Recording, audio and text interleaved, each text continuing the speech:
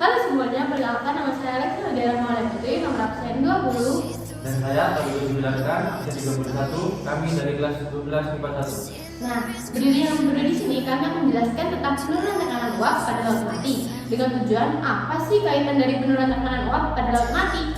Silakan ditonton. Halo semuanya, perkenalkan nama saya Nadia.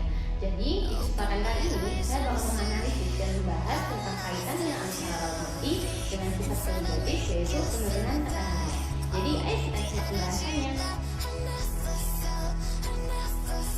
Jadi kan di sini kita bakal membahas apa sih kaitannya laut mati dengan sifat koligatif. Tapi sebelum kita bahas kaitannya, kita bakal bahas apa sih sifat koligatif itu. Sifat koligatif adalah sifat fisis larutan yang hanya bergantung pada konsentrasi larutan zat terlarut tersebut, tetapi tidak pada jenisnya.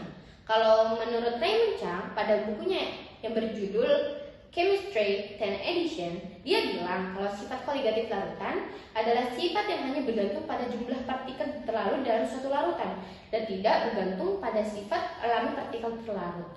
Jadi kan sifat koligatif yang kita ketahui itu banyak ya, tapi kita hanya bahas satu. Apa sih kira-kira?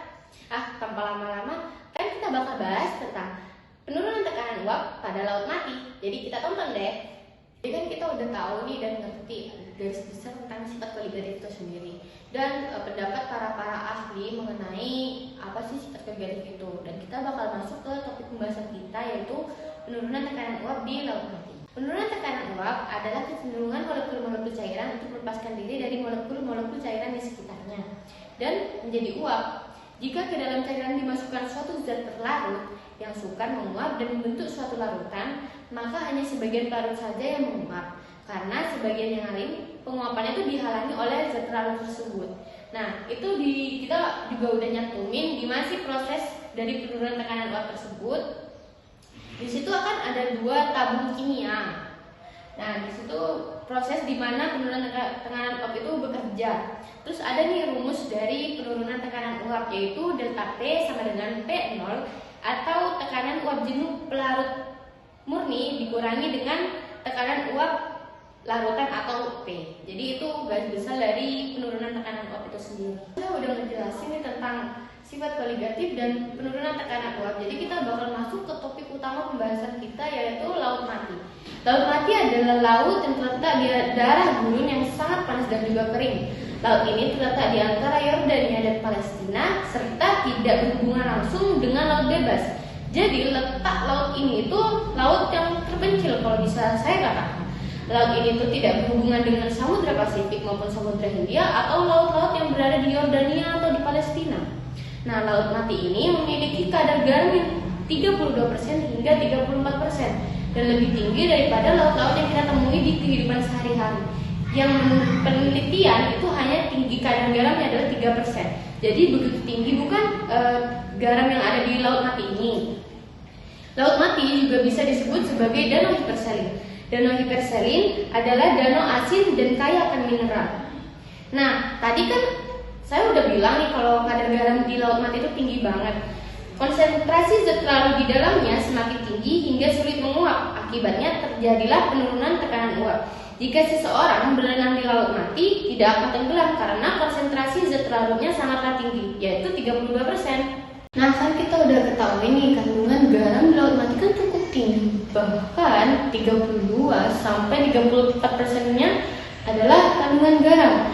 Di balik kandungan garam yang tinggi di laut mati pasti tersimpan manfaat-manfaat yang tersembunyi nih. Nah, kali ini kita bakal ngebahas tentang manfaat penurunan tekanan uap pada laut mati. Banyak para wisatawan menggunakan laut mati ini sebagai kesehatan dari perawatan lumpur dan mandi garam, karena garam ini dapat mengangkat kotoran dan bakteri yang berada di atas pori-pori yang tersumbat karena kandungan sulfatnya yang tinggi. Kalau di saat ini yang pertama adalah meningkatkan sirkulasi ke seluruh tubuh, yang kedua adalah penyembuhan cedera otot, yang ketiga mengurangi peradangan. Kenapa kok bisa mengurangi peradangan? Karena kandungan magnesium yang ada di garam ini cukup untuk mengurangi peradangan yang ada di tubuh manusia. Yang terakhir adalah terapi artritis. Nah, tingginya kadar garam pada laut mati membuat mencegah keberadaan semua bentuk kehidupan kecuali beberapa bakteri yang ditemukan beberapa tahun terakhir. Jadi di laut mati kan kita tahu nih kandungan garam itu tinggi, sampai kita tuh nggak bisa menemukan rumput laut, terumbu karang, lalu ikan, hiu, lumba-lumba yang kita biasa temui di laut sekitar kita. Dan kita cuma bisa menemukan bakteri itu pun para peneliti baru menemukannya di tahun sekarang ini, gitu loh. Tadi kan saya udah ngejelasin nih tentang sifat koligatif, penurunan tekanan uap, laut mati secara terpisah. Nah, kita bakal masuk ke intinya, yaitu apa sih kaitan laut mati dengan sifat koligatif. Nah, sifat koligatif sendiri yang merupakan penurunan tekanan uap itu pasti loh berkaitan dengan laut mati, karena penurunan tekanan uap di mana hal tersebut berhubungan apabila kita simpulkan jika molekul zat cair yang meninggalkan permukaan menyebabkan adanya tekanan uap zat cair. Semakin mudah zat cair berubah menjadi uap, maka semakin tinggi pula tekanan uap zat cairnya. Lalu kan kita ketahui nih kandungan garam di laut mati itu tinggi banget loh daripada laut-laut yang ada di sekitar kita. Nah, disebabkan oleh konsentrasi kadar garam yang sangat tinggi inilah air atau pelarut yang ada di laut mati akan sulit menguap karena tekanan uap pelarut menurun. Semakin banyak jumlah zat yang terlarut, maka pelarutnya semakin sukar untuk menguap. Lalu apa sih alasan lain dari kaitannya laut mati dengan sifat koligatif ini? Yang pertama adalah karena tempat tersebut memiliki air berkadar garam yang tinggi dan terletak di antara gurun yang panas dan kering, serta tidak berhubungan dengan laut lepas, sehingga konsentrasi zat terlarut atau garam melebihi batas umum pada laut bebas. Hal itulah yang menjadi alasan dasar. Lalu apalagi nih? Yang kedua adalah penurunan tekanan uap pada laut mati terjadi karena tekanan zat cair yang dilarutkan berupa garam oleh zat terlarut tidak dapat menguap karena zat terhalang zat pelarutnya. Partikel zat pelarut ini akan mengurangi penguapan molekul zat cair. Nah, teman saya dari tadi sudah menjelaskan pembahasan tentang topik kali ini, yaitu kaitan antara laut mati dengan sifat koligatif penurunan tekanan uap. Di sini kami berdua membuat kesimpulan bahwa konsentrasi garam pada laut mati sangat tinggi sehingga larutan tersebut tidak mudah menguap dan tekanan uap akan menurun sesuai dengan konsep dari penurunan tekanan uap, yaitu kondisi berkurangnya tekanan uap pelarut murni karena pengaruh penambahan zat pelarut. Akan tetapi pada laut mati penurunan tekanan uap itu terjadi karena daerahnya tidak bersambung bebas dengan laut lepas, sehingga kadar garamnya akan terus bertambah dan penguapannya sedikit, yang menyebabkan kandungan garam pada laut mati lebih tinggi daripada airnya.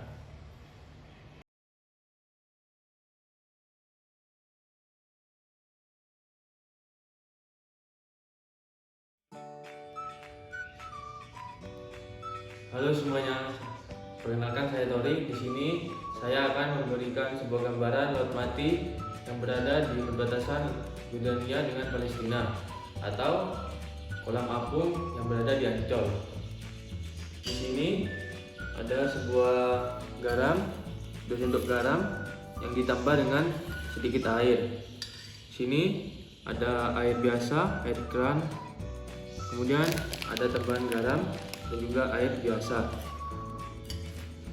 Untuk membuatnya, kita perlu menambahkan air dicampur dengan garam.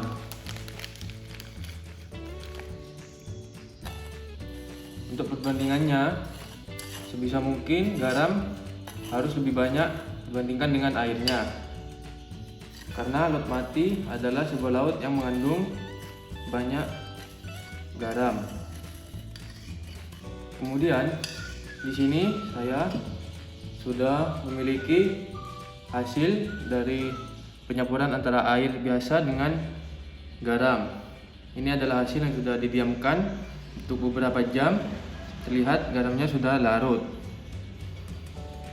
Kemudian di sini ada 2 benda yang akan kita tes. Kita taruh pertama ke dalam air yang biasa.